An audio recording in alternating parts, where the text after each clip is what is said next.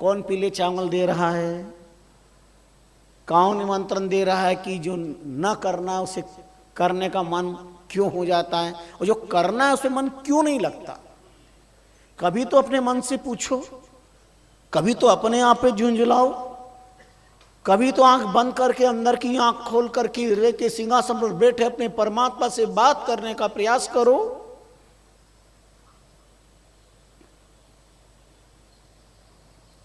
बहुत अच्छी लगती है ज्ञान की बातें, लेकिन वक्त पर ये सब याद नहीं आती। ये दुर्भाग्य है मानव जीवन का। वो सब याद आ जाता है जो याद रखना नहीं है, और जिसे याद रखना है वो हम समय पर याद नहीं रख पाते, याद नहीं हो पाता। परमात्मा से एक प्रार्थना करो अपने आराध्य श्री राम गुरु महाराज से, प्रभु संसार में कुछ याद रहे न रहे, बस तू और तेरी कथा याद रहे, तू और तेरा ज्ञान याद रहे, बाकी याद रहे न रहे कोई बात नहीं।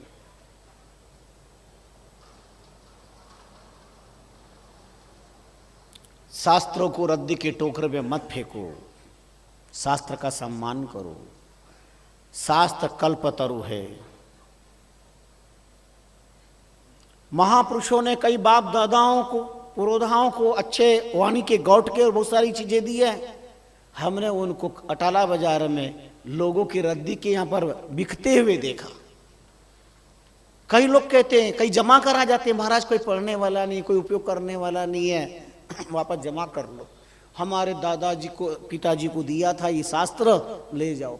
कितना बड़ा दुर्भाग्य तुम्हारा, तुम अपने घर में कल्प वृक्ष भगवान का वांगमय स्वरूप साक्षात विराजमान, उसको अपने हाथ से निकाल करके और दरिद्रता को निमंत्रित दे रहे हो। जिस घर में शास्त्र नहीं होंगे उस घर में कभी शांति नहीं होगी, जिस घर में शास्त्र होंगे उस घर में शांति की स्थापना होगी, क्योंकि शस्त्र अशांति और शास्त्र शांति के प्रतीक हैं। इसलिए गीता विराजमान रखो, रामायण विराजमान रखो, वाणी जी विराजमान रखो, शास्त्र विराजमान रखो। पढ़ो ना पढ़ो, रोज प्रणाम कर लो, दर्शन कर लो, आरती पूजा कर लो। नहीं करने से करना अच्छा है। घर की रिद्धि सिद्धि को नष्ट ना करें। जिन महापुरुषों ने कौन से शुभ समय पर आपको बख्शिश, माँ बाप को, दादा दादी को, किसी को बख्शिश किया है, आपके पास इतना वक्त नहीं कि आप उनका सम्मान कर सको, आरती पूजा कर सको। डूब मरो चुल्लू भर पानी में। जब शास्त्र का सम्मान नहीं कर सकते, परमात्मा का सम्मान नहीं कर सकते, कितना दुर्भाग्य है।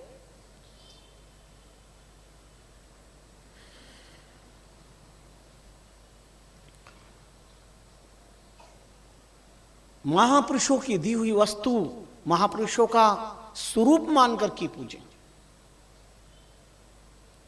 नवल जी, कुशला जी, देवकरण जी का नियम था रोज रामचंद्र जी महाराज का दर्शन करके फिर भोजन करना, नियम था। कुआड़ा धाम विराज रहे थे और एक बार बरसात हुई, लगातार 7 दिन तक दर्शन नहीं हुए, तो आपने अन्न भी नहीं लिया। मानव बन करके आए हैं, इष्ट धर्म की पालना करना हमारा धर्म, हमारा कर्तव्य है। दुनिया भर की बकवास कर लेती हो, दुनिया भर के अनर्थ की तरफ कदम बढ़ा लेते हो, पर जीवन का सार्थक तत्व हमारा इष्ट है, हमारी आराधना, हमारी साधना। घर के बच्चे नहीं मानते, घर के व्यक्ति नहीं मानते। कई पुरुष अपने अहंकार में जी रहे हैं अज्ञान के कारण। क्या है मंदिर, क्या है रामदर है, क्या है शास्त्र, क्या है वाणी, क्या होता है ये सब करने से? बुद्धि के ठेकेदारों, तुम जो कर रहे हो उस करने से क्या हो रहा है ये तो बताओ। ऐसी गफलत मत करना। ज्यों सुधरे ज्यों कीजिए, गाफिल रहिए नाए, रामचरण गाफिल रहा फिर 84 माए। अगर गफलत कर दी तो फिर कुकर सुकर कीट पतंगादि योनियों में जन्म लेना पड़ेगा। तुम्हारा अहंकार तुम्हारे ही जीवन के अंदर भक्ति के द्वार, मोक्ष के द्वार बंद कर रहा है।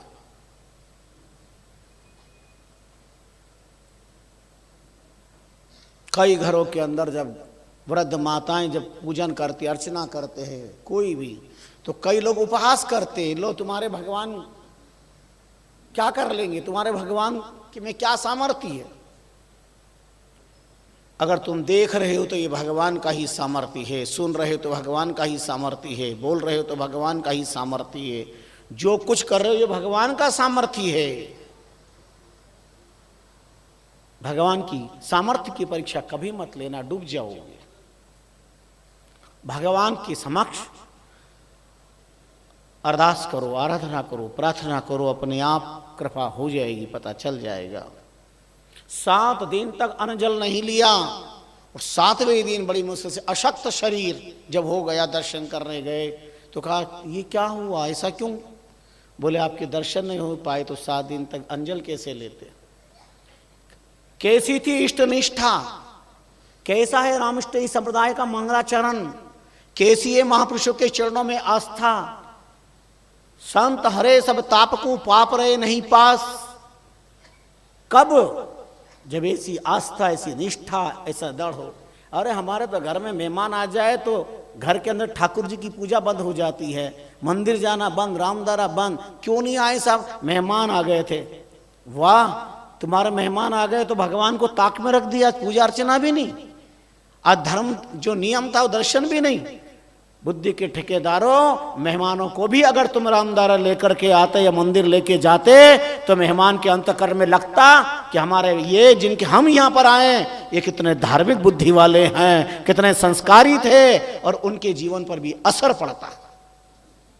तुमने छोड़ा, उन्होंने कोई मना थोड़ी किया, लेकिन तुम्हें लगा मेहमान आ गए, आज धर्म का पालन नहीं होगा, इस इष्ट का पालन नहीं होगा, आज पूजा पाठ नहीं हो पाएगा। आपत्ति काले मर्यादा नास्ति, याद आ जाता है कि आपत्ति में मर्यादा का पालन न हो तो कोई बात नहीं, पर आपत्ति क्या ये तो बताओ। तुम्हारा पेट का दर्द आपत्ति हो गई, सिर का दर्द आपत्ति हो गई, तो अगर आपत्ति काले मर्यादा नास्ति तो आपत्ति काले भोजनम नास्ति। ऐसा होता है क्या? सारे घर के लोग आग्रह करते, वह पेट दुख रही तो दुख रही हो, एक रोटी खा ले। तो मैं घर के लोगों से कहता हूं, जब तुम अगर बीमार हो, कष्ट हो, कोई आपस कोई समस्या आपको लग रही है तो हो गया तो हो गया। रोज 1 घंटे भजन करते हो, आज 10 मिनट ही कर लो, पर लंघन मत करो, नागा मत करो, पर भजन जरूर करो। हमारे मन की आपत्ति हमने मान ली और अपनी मर्यादाओं को हमने ताक में रख दिया, ये दुर्भाग्य। कई लोग प्रणाम करने में कतराते हैं, क्यों? घर में सोते नहीं है, सोते नहीं है घर में। ये भगवान की आंख में धूल झोंकना है। भगवान कुछ कहते नहीं है, पर वो जानते हैं कि परिणाम क्या होगा इसकी बात। रामष्टयी संप्रदाय के पवित्र संस्कार है, उड़ते ही पहले प्रणाम श्री महाराज को, गुरुदेव को, संत को। वो शिष्य क्या है जो गुरु को प्रणाम ना करे? किस लिए आए, क्यों बने संत, कौन संस्कार देगा? फीस अनादि करके नित्य नेम पूजा पाठ करके प्रणाम, भोजन प्रसाद पाने के बाद फिर दर्शन, सदगुरुदेव की आपकी कृपा से, राम कृपा से भोजन मिला है, शाम को आरती में प्रणाम, और शयन करे तब आज्ञा लेकर के फिर प्रणाम। ये रामष्टयी संप्रदाय की सनातन परंपराएं रही, वो संत हो या ग्रस्त हो। जितना प्रणाम करोगे, क्यों करते प्रणाम, क्यों लगाते परिक्रमा? प्रणाम करने से सांप बिच्छू की योनि नहीं मिलती, जो पेट घिस के चलते हैं ना, उस योनि से मुक्त होना हो, खूब परमात्मा को प्रणाम करो, रामगुरु को प्रणाम करो। परिक्रमा क्यों लगाई जाती है? परिक्रमा इसलिए लगाई जाती है कि तेली के घानी का बेल नहीं बनना पड़ेगा आंखों पे पट्टी बांधकर। एक न्यायाधीश तेली के घानी पर गए और कहा, ये आंखों पे पट्टी क्यों बांध रखी है, बेल के गले में घंटी क्यों बांध रखी है? उस तेली ने कहा, आंखों पे पट्टी इसलिए बांध रखी है, इसको ये नहीं पता चले कि एक ही जगह घूम रहे हैं, ये ना पता चले। तो घंटी क्यों बांध रखी है? बोले घंटी इसलिए बांध रखी है कि ये चल रहा है, हमें आवाज आती रहे। घंटी बजेगी चलेगा तो, और नहीं चलेगा तो घंटी नहीं बजेगी, रुक जाएगा, हम आके संकेत करेंगे, फिर इसको चलाएंगे। न्यायाधीश, न्याय पढ़ने वाले न्यायविद ने कहा, तेली महाशय अगर ये एक ही जगह खड़ा होकर के यूं यूं यूं करे तो घंटी तो बजती रहेगी, तुम्हें कैसे पता चलेगा कि ये नहीं चल रहा है। उस तेली माँ से ने जवाब दिया, बड़ा हृदय को छू लेने वाला था। उन्होंने कहा, आप न्यायविद हैं, न्याय को पढ़ने वाले हैं, एक बात बताऊं, आपने बहुत अच्छी बात कही है, पर ये आपकी तरह हमारा बिल न्याय पढ़ा हुआ नहीं है, इसलिए ये खड़ा होकर यूं यूं नहीं करेगा, ये तो ईमानदारी से चलेगा। ये ऐसा न्याय पढ़ा हुआ, न्याय शास्त्र पढ़ा हुआ नहीं है।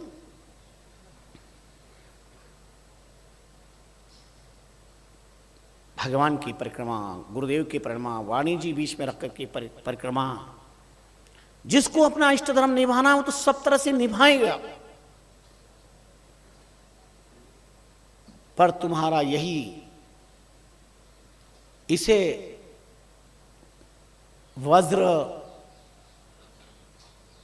ज्ञान मूर्ख कहते हैं। मैं प्रणाम करूंगा, मेरे कपड़े मिट्टी में हो जाएंगे, धूल में हो जाएंगे, प्रेस के कपड़े हैं, कपड़े पर सल नहीं पड़ना चाहिए। वाह, कपड़े पे सल ना पड़े तो ना पड़े, कपड़े पे सल नहीं पड़ना चाहिए, और कर्म पर भले ही सल पड़े। कपड़े बिगड़ने की चिंता है, मन बिगड़ने की चिंता नहीं है। मन बिगड़ेगा, तन बिगड़ेगा, जीवन बिगड़ेगा, समाज और राष्ट्र के बिगड़ने की दशा है। अस्तु। पंक्ति बड़ी मार्मिक है, संत हरे सब ताप को पाप रहे नहीं पास। तुम्हें यहां दिला रहा था कि 7 दिन तक अंजल नहीं लिया, तब रामचंद्र जी महाराज ने फरमाया, मेरा राम नहीं दिख रहा था, पर यहां पर तुम भी तो दिख रही थी ना। बोले हाँ, इसके दर्शन हो रहे थे। तब उन्होंने कहा, अगर अपने समक्ष गुरुदेव नहीं दर्शन नहीं कर पाते हैं, तब राम चरण पूरा पद मिलिया, राम नाम को साथ, 3 चिन्ह पीछे रहा, वाणी साध समात। महापुरुषों के द्वारा जो वाणी है, शास्त्र, संत है, समाधि स्थल है, उनकी दी हुई वस्तु है, इनका दर्शन करना ही सदगुरु के दर्शन के समान है। इसका अर्थ ये नहीं हुआ कि दर्शन ना करें। ऐसी इष्ट निष्ठा दृढ़ता का ही गढ़ है रामष्टी संप्रदाय। महाप्रभु रामचंद्र जी महाराज जब दांतड़ा पहुंच गए, गुरुदेव को बताया कि इस प्रकार से चींटी निकली और मेरे मन में बड़ी करुणा, और क्या संसार छोड़ने के बाद भी कर्म बंधन के अंदर मैं बंधा रहूंगा। तब आपने निर्वर्ती के मार्ग का आदेश दे दिया, और गुरुदेव के साथ एक बार योग आया, जयपुर गलता का मेले का निमंत्रण आया। तब कृपाराम जी महाराज ने इनसे कहा, आप भी चलिए। तो चले। टोंक जिले के अंदर चमेर गांव है, वहाँ पर सब संतों को कृपाराम जी महाराज जैसे महापुरुषों ने भंडारा किया। लेकिन उस विशाल रसोई के अंदर जो कुछ देखा, वैरागी संतों की क्रांति, खड़बड़, उनका मन उद्वेलित हो गया। बोले, इससे अलावा कोई ब्रह्म साधना का रास्ता है? तब उन्होंने प्रवृत्ति से मुक्ति का परम आदेश दिया। गलता गए, बड़े बड़े 1 लाख कागज भेजे थे, बड़े बड़े देश के महापुरुष आए। मेला बड़ा आनंद से रहा 7 दिन तक का। गलता जयपुर के पास में गालो मुनि की तपस्थली है।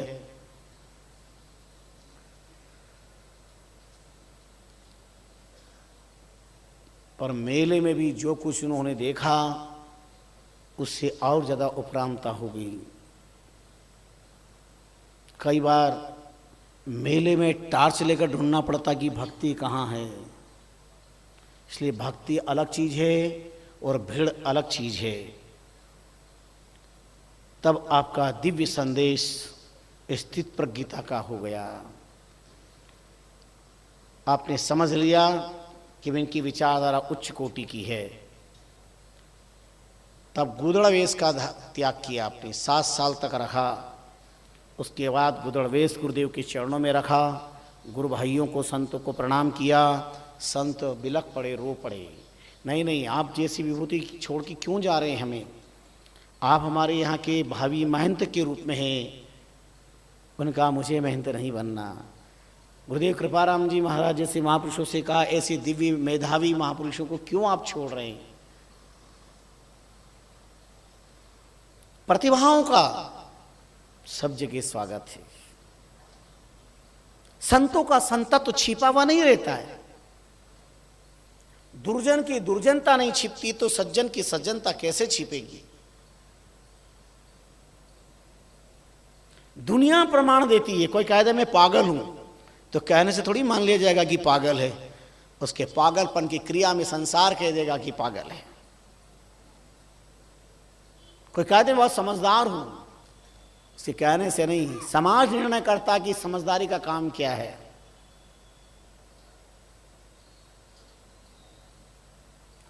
गुणों का सम्मान आदिकाल से संसार करता आया है।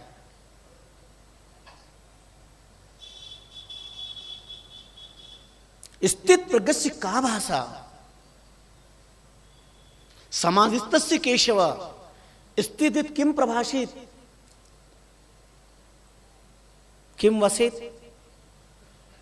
वो कैसे बोलता है, कैसे बैठता है, कैसे चलता है, स्थित प्रज्ञ की क्या स्थिति, क्या परिचय है। अर्जुन पूछते हैं, युद्ध करने जा रहे हैं। योगेश्वर कृष्ण के ज्ञान ने अर्जुन के चित्त को स्थित प्रज्ञता के लिए क्यों विवश किया? और भगवान ने बड़ा सुंदर अर्जुन के माध्यम से साधकों के चित्त को व्यवस्थित कर दिया।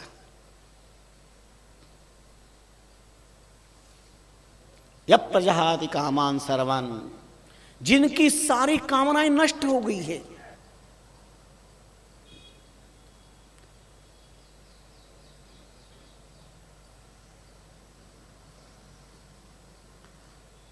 आत्मन्यवात्मना तुष्ट, अपने ही आत्मा में आत्मा प्रसन्न है। स्थित प्रगस्तोच्यते दुखेषु अनिर्विघ्न मनः सुखेषु विगत स्पृहा। जो दुख में विचलित नहीं होते, सुख की स्पृहा नहीं करते, उन्हें स्थित प्रज्ञ कहते हैं।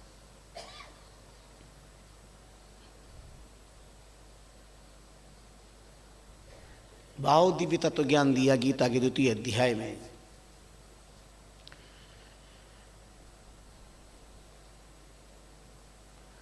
यह सर्वत्राभिनिशस्तत्प्रापि शुभाशुभम न द्वेष्टि। जो सुख और दुख को समान, जो किसी के इष्ट की आकांक्षा न करे, शत्रुता से भयभीत न हो,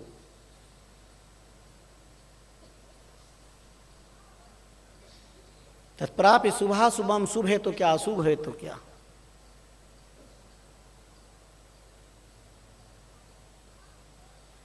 न द्वेष न राग है, अपनी मस्ती। महाप्रभु रामचंद्र जी महाराज का साधना का ऐसा प्रभाव शरीर पर रहा, इसलिए कृपाराम जी महाराज ने आदेश दिया। और वो 7 साल तक गुदड़वेश त्यागने के बाद अपने अलमस्त फकीरा बन करके अब आप जीवन को धन्य करते रहे, अलग जगाते हुए। और उस समय स्वामी रामचंद्र जी महाराज की प्रसिद्धि क्या थी? लोटा वाला बाबू साहब, तंबू वाला भेक, तुम्बा वाला भेक, कटारी वाला कोई कोई, हांडी वाला एक। ऐसी रामचंद्र जी महाराज का दुनिया के अंदर चमत्कार हुआ। लोटे तो सारे संसार के सभी लोग रखते हैं। तुम्बे पात्र के बिना कुपात्र है, भेक रखता है, संत रखते हैं। कटारी कोई कोई लोग रखते हैं, पर हांडी वाला एक। खांडी हांडी हाथ, ऐसी विरक्त दशा बनाई नहीं की वितराग महाराज ने। और भजन का जो परमानंद प्राप्त किया, वो हृदय को छू लेने वाला था। क्या क्या था अपना हरि। जयपुर से लौटे, मध्य में ही सब त्याग करके गुरुदेव के चरणों में, और आपने अपनी मौज फकीरी के रास्ते में पाली। चाकसू की धरती पर आपका आगमन हुआ। जयपुर के पास है चाकसू। एक कुंड पर आपने निवास किया, तो वहाँ पर उपनीचंद घिया खंडेलवाल, वो भी कुंड में स्नान करने आते, वहाँ पर वहाँ बैठ के भजन करते। और ये उपनीचंद जी घिया को स्नान करने की प्रक्रिया देखकर उनको बहुत दुख दर्द हुआ। ऊपर से घंटा भिड़ते, पानी उछलता, कई जीव 9 लाख जीव जलचर कहिए, जल में 9 लाख प्रकार के जीव रहते हैं, हिंसा होती है। आपने उनको सावधान किया, ये आपकी नहाने की प्रक्रिया ठीक नहीं है, इससे हिंसा होती है। कपड़ों पहरे 60 गज जल को छाने नाए, पीवे जीव असंख्य घूट घूट के माए, घुट घुट के माए। पसी जू पैसर झीले, कर जीवा को जू रहत कर मन में फूले। रामचरण में प्राणिया महका पद को जाए, कपड़ों पहरे 60 गज जल को छाने नाए। जल गाड़े पड़ छानिया निरख, धार पर धार।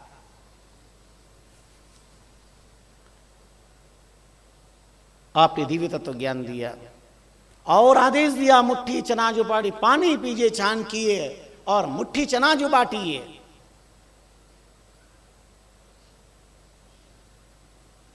उपकार का रास्ता बताया। उपनिषद जी ने कहा, हो तो बांटू, नहीं तो क्या बांटू।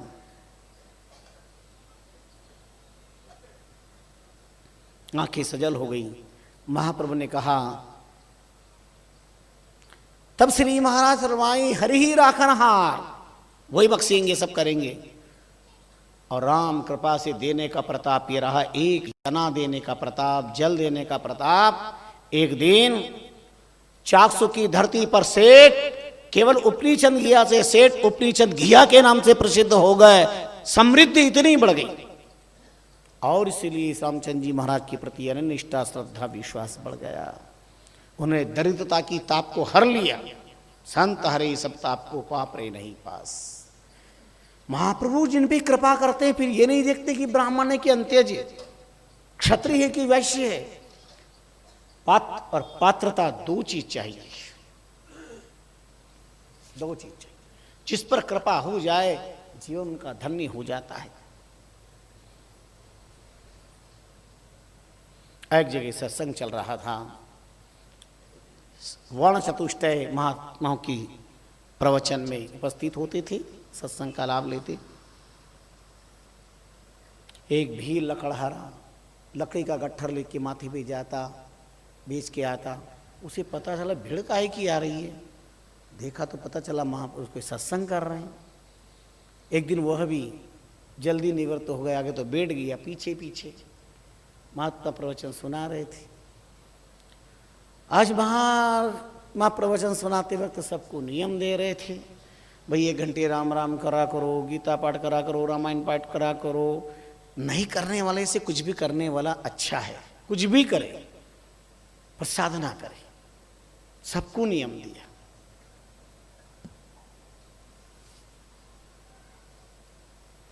सब लोग चले गए, वो बैठा रहा। महात्मा ने कहा, भैया तू क्यों बैठा है? बोले, महाराज मैं तो निम्न नीच जाति में हूँ, भील किरात जाति में, मुझे भी कृपा करो, मुझे भी कुछ नियम दो। महात्मा ने पहचान लिया, संस्कारवश इसका आहार शुद्ध नहीं है, जीवन शुद्ध नहीं है।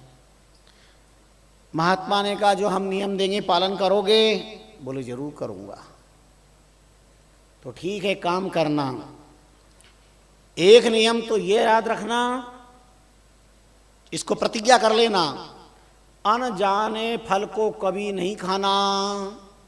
जिस फल की जानकारी नहीं है, उस फल को कभी मत खाना।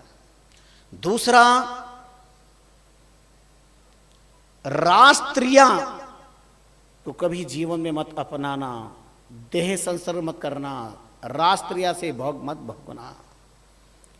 तीसरा,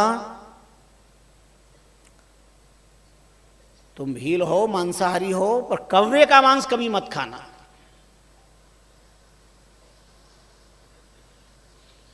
चौथी बात, स्वभाव है तुम्हारा युद्ध संघर्ष करने का, पर कभी भी किसी को पीछे से वार मत करना, सोए हुए वार मत करना, चेता कर जगा करके वार करना। और 5वां है राम राम करना।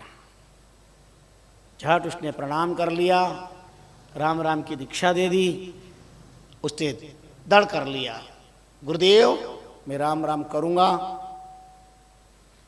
लेकिन अब मेरा काम है चोरी करना न, ये सब मैं नहीं छोड़ सकता। बोले मत छोड़ना, पर जो का उसका पालन करना। बोले बिल्कुल राम राम नहीं छोड़ूंगा, अनजाना फल नहीं खाऊंगा, नृत्या नहीं भोगूंगा, कौवे का मांस नहीं खाऊंगा, और किसी को धोखे से वार नहीं करूंगा, चेता कर जगा करके वार करूंगा, सोही पे वार नहीं करूंगा, पीछे से वार नहीं करूंगा। समय पूरा हुआ, महात्मा प्रस्थान कर गए। समय निकला और एक दिन वो भील अपने साथियों के साथ दल बनाकर लूट खसोट करने गए और बहुत माल हाथ लगा। जब वापस लौटे तो जंगल में वितरण कर रहे थे प्रॉपर्टी, जो लाए थे माल। इतने में एक ने कहा भाई बहुत भयंकर भूख लग रही है, अब आगे चला नहीं जाता। दूसरे को, अरे कितना सुंदर फल है, देखो ये झाड़ पर ये फल हम ले आते हैं। फल ले करके आ गए और कहा अपन खा लो, अपना काम चल जाएगा। तो सब लोगों ने वो फल को ग्रहण करना चाहा, उससे भी कहा तू भी कर। बोले इस फल का नाम क्या है? बोले किसको पता क्या नाम है, फल है। बोले नहीं मैं नहीं खा सकता। याद आया गुरु महाराज ने, महापुरुषों ने, संतों ने कहा था अनजाने फल मत लीजिए, तो अनजाना फल मैं नहीं खाऊंगा। उसने नहीं खाया, भूखा रह गया। संत की बात संकल्प कर ली थी, हृदय में धारण कर ली। शेष चोरों ने, लुटेरों ने जब फल पाया, थोड़ी देर में सब के सब काल के कराल गाल में काल कवलित हो गए, उस जहरीले फल खाने से मर गए। सारी संपत्ति पर इसका अधिकार हुआ।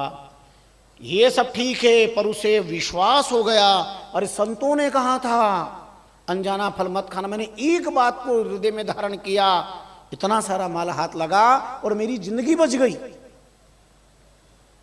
हर बात को अब मैं दृढ़ता से पालन करूंगा। चला गया माल लेकर, प्राण बच गए। अब तो संत के प्रति बहुत श्रद्धा और राम राम के प्रति अपार निष्ठा। एक दिन संयोग से राज परिवार में चोरी करने चला गया। राजा की युवा रानी, राजा ने इसका कुछ त्याग कर दिया था, इसलिए अपने कक्ष के अंदर अकेली थी कई दिनों से। अचानक इस चौर को अंदर आते देखा तो उसका मन विकृत हो गया और इसे आग्रह किया। इसे याद आया कि महात्मा ने कहा था रास्त्रिया का संपर्क मत करना। उसने मना किया, मुझे संत के सामने वचन दिया है। बोले देखो तुम करो वरना मैं तुम्हें पकड़ा दूंगी, पूरी पिटाई होगी। बोले जो होगा सो हो जाएगा। रानी ने उसको पकड़ा दिया, चोर चोर कह करके। पास के कमरे में राजा सब कुछ देख रहा था। कर्मचारी लेकर के आए राजा के पास। राजा ने सारी बात पूछी, उसने जो बात थी कह दी। राजा ने कहा इतना ईमानदार चरित्रवान व्यक्ति है, अपने संत गुरु की आज्ञा पर चलने वाला, वरना मन पिघल जाता, भीषण पाप कर लेता। खुद राजा इस बात का अनुभवी था। उन्होंने कहा दी हॉनेस्ट मैन, ईमानदार भी है और चरित्रवान भी है। राजा ने कहा इसके पास अभाव इसलिए चोरी करता है। राजा ने कहा आज से तुम हमारे यहाँ पर दीवान पद पर काम करोगे, वरिष्ठ पद तुम्हें दिया जाता है। और उसने चोरी वोरी का त्याग कर दिया और अब राज सेवा में वो आ गया। उसे याद आया महात्मा ने पहली बात बताई थी, अनजाना फल मत खाना, उसका उत्तम फल मिला। दूसरा राष्ट्रीय से दूर रहना, उसका अनुपम फल मिला, मुझे राजपद मिल गया, दीवान पद पे मैं काम कर रहा हूं।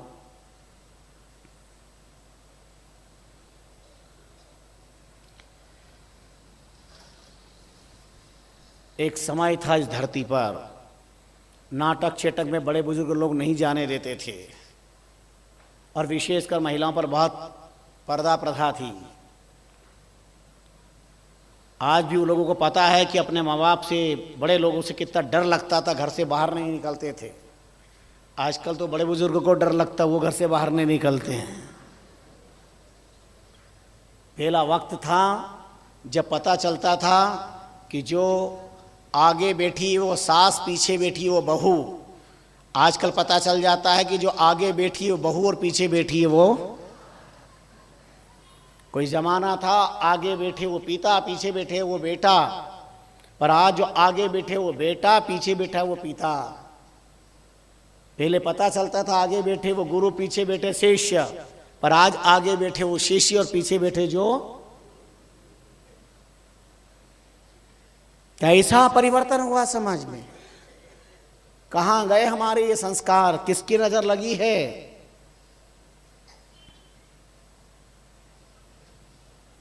जवान कन्या थी,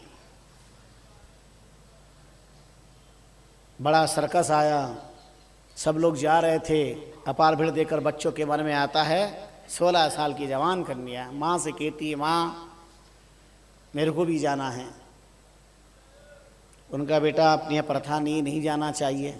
बोले अच्छा नारी वेश में जाना मना, मैं मर्द की वेश पहन लूँ तो? बोले वह जा आजा, चुपचाप जाके आ जाना, जल्दी आ जाना टाइम पे। माँ दयालु होती है, झट मर्दाना कपड़े पहन लिए, पगड़ी वगड़ी लगा ली पिता की और ड्रेस पहन ली, धोती कुर्ता। अब देख माँ कैसी लग रही हो, छाती से लगा लिए, जा बेटा।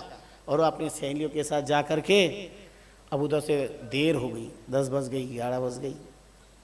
खैर आई, अब थकी थकाई थी, आके माँ के पास सो गई। संयोग से आज ये कहीं बाहर गया था, जब बाहर से आया 11:30 12 बजे, तो देखा तो अंदर पत्नी के पास में कोई पुरुष सो रहा है, पगड़ी बंधी हुई है और सो रहा है। आग लग गई और तलवार हाथ में लेकर, कौन है जो मेरे कमरे में प्रवेश करके मेरी पत्नी के साथ सोने वाला, कौन व्यक्ति है, टुकड़े कर दूंगा। और तलवार लेके मारना चाहता था और याद आया, अरे गुरुदेव ने कहा था, संतों ने कहा था, पीछे से वार नहीं करना, जगा के वार करना। यूं पकड़ा, कॉलर पकड़ के उठाया, कौन है? झट यूं देखा, पीछे पगड़ी हटाई। बोले पापा आप ही क्या कर रहे हो?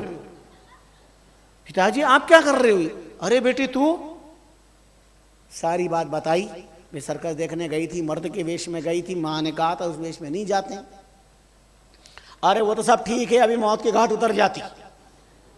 छाती से लगा लिया, बेटी बहुत बड़ा पाप हो जाता नर्त। पर संतों ने कृपा करी, संतों ने कहा बिना चेताए, बिना जगाए, बिना कहे वार मत करना, धोखे से वार मत करना।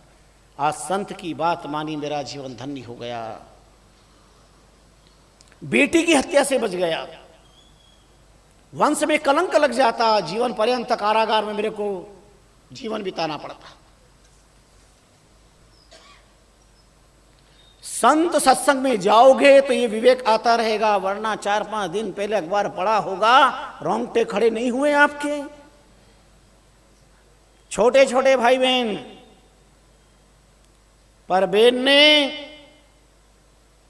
अपने भाई की हत्या कर दी। क्यों करी? क्योंकि उसका किसी के साथ अफेयर हो रहा था और भाई को पता चला, वो बीच में दखल था, इसलिए उसको मौत के घाट उतारे। क्या उम्र है? मात्र 15-16 साल की उम्र। बहन ने भाई को मार दिया। अब सोचो कहां रसातल पर जा रहा है समाज, कहां पतन की तरफ जा रहा है। ये सत्संग में न जाने का पाप है। समय बीत गया, योगंजल बना और एक दिन वह बीमार पड़ गया। बीमार इतना पड़ा, कई इलाज किए पर ठीक नहीं हो पाया। अंत में एक वैद्य आए, उन्होंने कहा ठीक तो कर देंगे पर कौवे का मांस चाहिए। आनंद फानंद में कौवे का मांस मंगाया गया, एक हांडी में तैयार हो रहा था। और योग से बेटी कहीं गई थी, आई दामाद के साथ, पिता से मिल लूं। मिला, पूछा सब क्या बात है? बोली ऐसी ऐसी बात है। तो जब बेटी आई तो क्या देखा, एक दृश्य, एक देवदूत खड़े हुए, पीतवाशम चतुर्भुजा सर्वे प्रसन्ना नूतन वयसः, और एक तरफ खूंखार बड़े बड़े नाखून यमदूत खड़े हुए हैं। दो दृश्य वो बेटी देख रही है। हिम्मत करके बेटी ने पूछा आप कौन और आप कौन? देवदूतों ने कहा हम देवदूत, ये यमदूत। तुम्हारे पिताजी ने संत की हर बात मानी,